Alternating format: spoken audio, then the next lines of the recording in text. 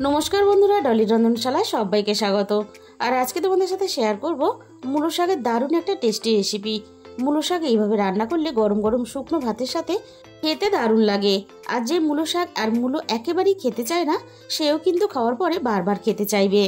আর আমি এই রান্নার জন্য একটা লাল মূলো নিয়েছি। আর এই লাল মূলোগুলো খেতে কিন্তু দারুণ লাগে। আর সাদা মূলোর থেকে লাল মূলোগুলো খুব মিষ্টি হয়, তাই এর স্বাদটাও অনেক বেশি ভালো হয়। আর মূলো শাকটাও কিন্তু খুব কচি, তাই আমি মূলো শাকটা একটুও বাদ দেব না, পুরোটাই কিন্তু আমি রান্নাতে ব্যবহার করব। আর মূলো শাকগুলো এবার আমি কেটে নেব। আর মূলো শাক তোমরা হয়তো অনেক রকমভাবে বানিয়েছো, তবে আমি যে পদ্ধতিতে রান্নাটা করছি এই পদ্ধতিতে একবার তোমরা রান্না করে দেখো। মূলো বা মূলো শাক খেলে অনেকেই কিন্তু গ্যাসের সমস্যা হয়, বা মূলো শাক রান্না করার পরে একটু তিতকুটে ভাব লাগে, তাই অনেকেই কিন্তু খেতে চায় না। কিন্তু আমি যেভাবে রান্নাটা আজকে করছি একটুও তিতকুটে লাগবে না, বা গ্যাসেরও কিন্তু অতটা সমস্যা হবে না। আমি মূলো শাকগুলো দেখেছো বড় বড় করে কেটে নিয়েছি, আর দেখো মূলোটাও কেটে নিয়েছি। আর মূলোটা কতটা কচি তোমাদের দেখিয়ে দিলাম। আর আমি মূলো শাকগুলো একটু বড় করে কেটে নিয়েছি, তোমরা চাইলে কিন্তু আরও একটু ছোট করে কেটে নিতে পারো। এবার আমি মূলোটাকে কেটে নেব। মূলোটা আমি প্রথমে মাঝখান থেকে 2 টুকরো করে নিলাম, তারপর আমি আড়াআড়িভাবে 3 টুকরো করে কেটে নিয়েছি। এবার আমি মূলোটা একটু পাতলা করে ছোট ছোট টুকরো করে কেটে নেব।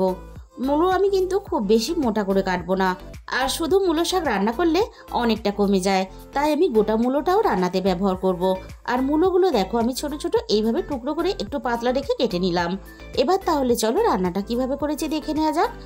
প্রথমে আমি কড়াইয়ের মধ্যে 1 গ্লাস জল দিয়ে দিলাম। এবার আমি জলের মধ্যে 1 চামচ লবণ দিয়ে দেব। এবার আমি জল আর লবণ একসাথে নাড়াচাড়া করে মিশিয়ে দেব। এবার আমি জলটা একটু হালকা উষ্ণ ফুটতে দেব। জলটা দেখো হালকা উষ্ণ ফুটে উঠেছে। এবার আমি কেটে রাখা মূলোগুলোকে সিদ্ধ করার জন্য আমি জলের মধ্যে দিয়ে দিলাম। লবণ জলের মধ্যে নাড়াচাড়া করে মূলোটা আমি খুব ভালোভাবে একটু মিশিয়ে দিলাম। এবার আমি মূলোটা ভালোভাবে সিদ্ধ করে নেব। আর ভালোভাবে সিদ্ধ হওয়ার জন্য আমি কিছুক্ষণের জন্য ঢাকা দিয়ে দিলাম। ঠিক মিনিট 10 পরে আমি কড়াই থেকে ঢাকাটাকে সরিয়ে নিলাম। এবার আমি একটু নাড়াচাড়া করে দেখে নেব মূলো খুব ভালোভাবে সিদ্ধ হয়েছে কিনা। মূলো খুব ভালোভাবে সিদ্ধ হয়ে গেছে। এবার আমি কেটে রাখা মূলো শাকটা মূলোর সাথেই দিয়ে দেব। মূলো শাকটা মূলোর সাথে প্রথমেই দিয়ে দিলে তাহলে মূলো শাকটা অনেক বেশি সিদ্ধ হয়ে একেবারে গলে যেত, তাই মূলোটা খুব ভালোভাবে সিদ্ধ করে নিয়ে তারপরে আমি মূলো শাকটা দিলাম। এবার আমি মূলো আর মূলো শাক একসাথে একটু নাড়াচাড়া করে নেব। আর মূলো শাকটা কিন্তু আমি খুব বেশি সিদ্ধ করব না, শুধু একটু ভাপিয়ে নেব। মূলো শাকটা যাতে খুব ভালোভাবে তাড়াতাড়ি নরম হয়ে যায় তার জন্য আমি ঢাকা দিয়ে দিলাম। মিনিট 5 মতো আমি ঢাকা দিয়েছিলাম। কড়াই থেকে এবার ঢাকাটাকে সরিয়ে নিলাম। আর মূলো শাকটা আগের থেকে বেশ ভালোভাবে নরম হয়ে গেছে। আর এইভাবে যদি মূলো শাক একটু ভাপিয়ে নেওয়া হয় তাহলে মূলো শাকের যে কষটা থাকে সেটা বেরিয়ে যাবে। আর এইভাবে একটু ভাপিয়ে নিয়ে রান্না করলে রান্নার পরে একটুও কিন্তু তিতকুটে ভাব লাগবে না। এবার আমি মূলো আর মূলো শাকটাকে নামিয়ে খুব ভালোভাবে জল ঝরিয়ে নেব। আবারও আমি কড়াইটাকে খুব ভালোভাবে ধুয়ে পরিষ্কার করে বসিয়ে দিয়েছি গ্যাসের মধ্যে। এবার আমি কড়াইয়ের মধ্যে প্রয়োজন মতো সর্ষের তেল দিয়ে দিলাম। তেলটা আমি খুব ভালোভাবে প্রথমে গরম করে নেব। তেলটা খুব ভালোভাবে গরম করে নিয়ে প্রথমে আমি ফোড়নে দিয়ে দেব 2টো শুকনো লঙ্কা কুচি। একই সাথে আমি ফোড়নে দিয়ে দিলাম অল্প একটু সর্ষে। আমি এখানে হলুদ সর্ষেটা ফোড়ন হিসাবে ব্যবহার করলাম, তোমরা চাইলে কিন্তু কালো সর্ষেটাও ব্যবহার করতে পারো। এবার আমি ফোড়নটাকে হালকা একটু নাড়াচাড়া করে ভেজে নেব।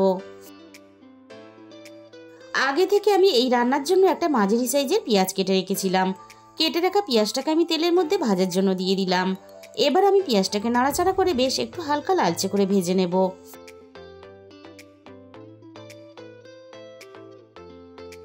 পেঁয়াজটা আমি হালকা একটু লালচে করে ভেজে নিয়ে আমি অল্প একটু দিয়ে দিলাম পেঁয়াজের সাথে রসুন কুচি। এবার আমি পেঁয়াজ আর রসুনটা একসাথে নাড়াচাড়া করে খুব ভালোভাবে ভেজে নেব।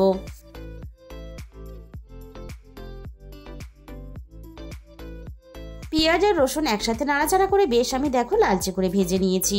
আর এই রান্নার জন্য আমি আগে থেকে অল্প একটু মুসুর ডাল ভিজিয়ে রেখেছিলাম। মুসুর ডালটা আমি পেঁয়াজের সাথেই দিয়ে দিলাম। আর যেহেতু মূলো শাক খসখসে হয় তাই অল্প একটু মুসুর ডাল দিলে তাহলে কিন্তু খেতে বেশি ভালো লাগবে। এবার আমি মুসুর ডালটা পেঁয়াজের সাথে মিনিট 2 মতো একটু নাড়াচাড়া করে ভেজে নেব।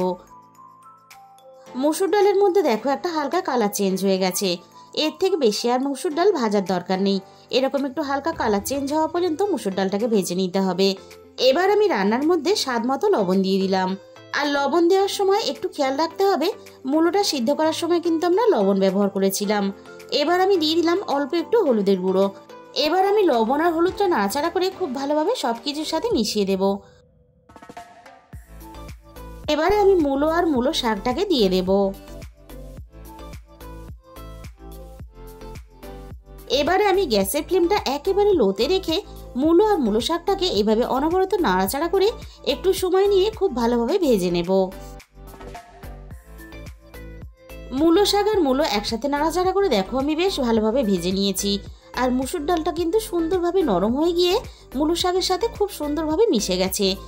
এবার আমি রান্নার মধ্যে অল্প একটু চিনি দিয়ে দিলাম। আর চিনিটা কিন্তু অবশ্যই ব্যবহার করবে, তবেই কিন্তু স্বাদের ব্যালেন্সটা ঠিক থাকবে। আমি যেভাবে রান্নাটা করেছি যদি তোমাদের ভালো লাগে তাহলে কিন্তু অবশ্যই একদিন বাড়িতে ট্রাই করে দেখো, খেতে কিন্তু অসম্ভব টেস্টি হয়। তাহলে বন্ধুরা, আজকের এই রেসিপিটা ভালো লাগলে ভিডিওতে একটা লাইক করে দিও আর নিজেদের বন্ধুদের মধ্যে শেয়ার করে দিও। আর যে সমস্ত নতুন বন্ধুরা এখনো পর্যন্ত আমার চ্যানেলটাকে সাবস্ক্রাইব করনি, এরকম নতুন নতুন ঘরোয়া রেসিপি পেতে আমার চ্যানেলটাকে সাবস্ক্রাইব করার অনুরোধ রইল। আর তার সাথে সাথে পাশে থাকা বেল আইকনটা ক্লিক করে অল করে দিও, তাহলে আমি যখনই কোনো নতুন রেসিপি আপলোড করব সবার আগে তোমার কাছে পৌঁছে যাবে। তাহলে আজকের মতো এই পর্যন্ত।